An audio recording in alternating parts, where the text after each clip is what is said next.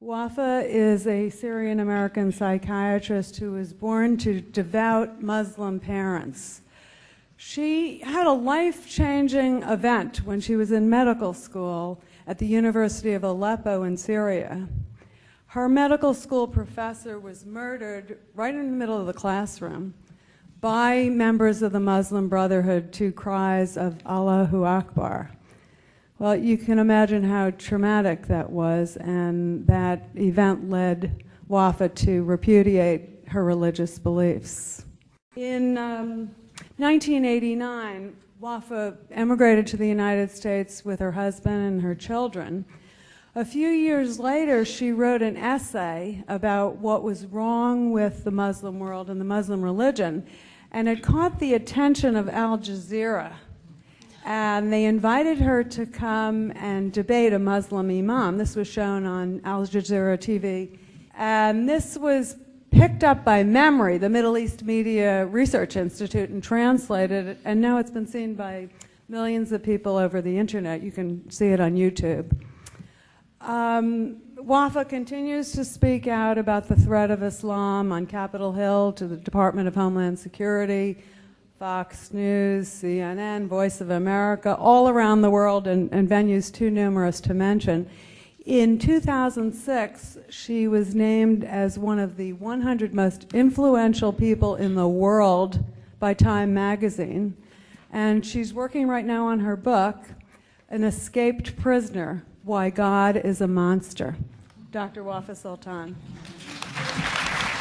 Ladies and gentlemen, I always feel a need to make fun of myself, to laugh at myself in order to cover up, to repress the sadness that deeply implanted in my heart, especially when it comes to speak about women in Islam. Now I am free, but I cannot forget my niece. She was forced to marry her cousin when she was 10. He was over 40. Her marriage was valid and legalized under the Islamic Sharia because Muhammad, the Prophet of Islam, married his second wife when she was 6. He was over 50. I always remember my niece coming back to her father's house, begging her not to send her back to her husband. He would say, in Islam, it is shame for a woman to leave her husband's house. God will reward you for obeying him. At the age of 25, my niece committed suicide by setting herself on fire. She was burned to death, leaving 4 children behind her.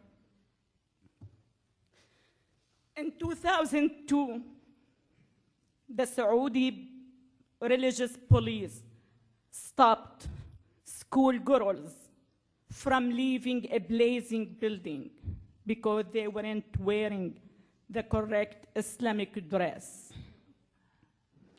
There were about 800 female students in the school building when this tragedy took place, and at least 15 girls were killed, according to Saudi newspaper, which I don't believe. I believe the number was much higher. Because of that, and because of many, many human tragedies that I had witnessed in the first 3 decades of my life, I have decided to fight Islam. Please pay attention to my statement. To fight Islam, not the political Islam, not the militant Islam, not the radical Islam, not the Wahhabi Islam, but Islam itself. I truly believe that the West has invented these terms for the sake of being politically correct.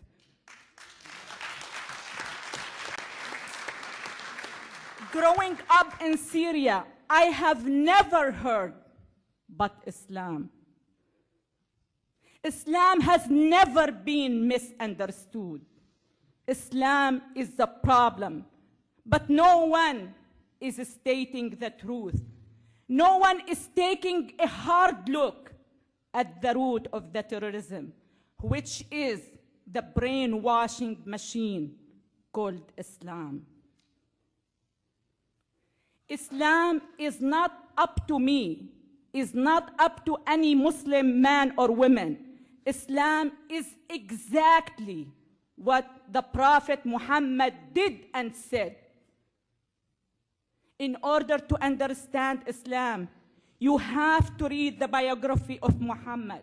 It is very traumatizing. It is very shocking. He married his second wife when she was 6 years old. He was over 50. I just came back from France. I debated with a Muslim Pakistani woman. She was the Minister of Women in Pakistan. When I told this fact to my audience, she turned to me and she said, "It is a big lie. She was 9, not 6. He married his second wife. She was his daughter-in-law. His son was adopted, and at that time it wasn't accepted by the pre-Islamic Arabic culture. So he turned to his followers and he said, "I was told by God that adoption is forbidden.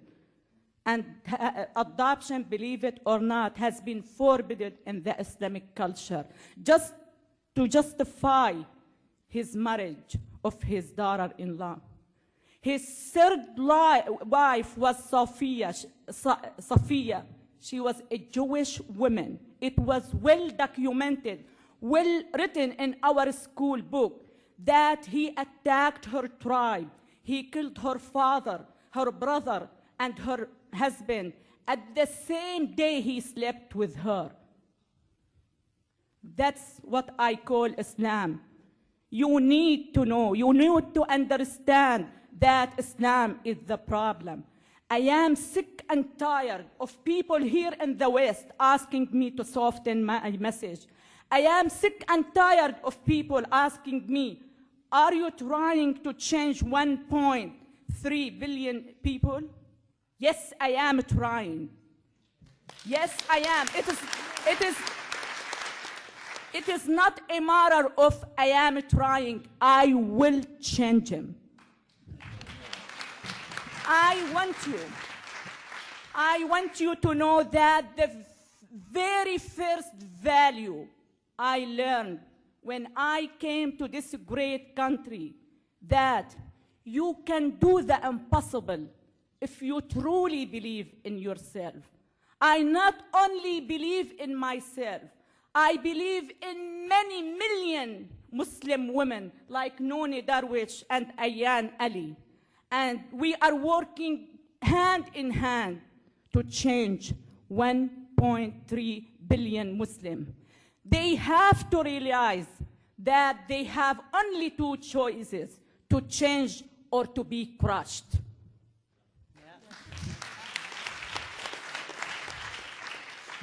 Please, please don't let your civilized way of thinking interfere with your defending your great country. Please, please defend your values. Please defend your freedoms. Defend the heaven you are living in. Don't take anything for granted. I don't. I enjoy every single moment of my American life. Just walking down the street by myself without being accused of being a whore is a bliss for me. Just chatting with my next door male neighbor without being accused of committing adultery is a bliss for me. Having a cup of coffee at Starbucks by myself is a bliss. Please, please don't take anything for granted. Please defend this beautiful country. My dream is to see my country, Syria, as free as America, not the other way around. When I was in Syria, I cried a lot.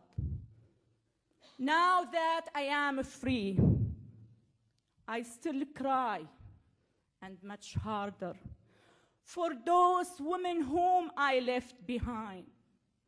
My dream of one day, having all of them free, should be the dream of all humanity. Thank you so much.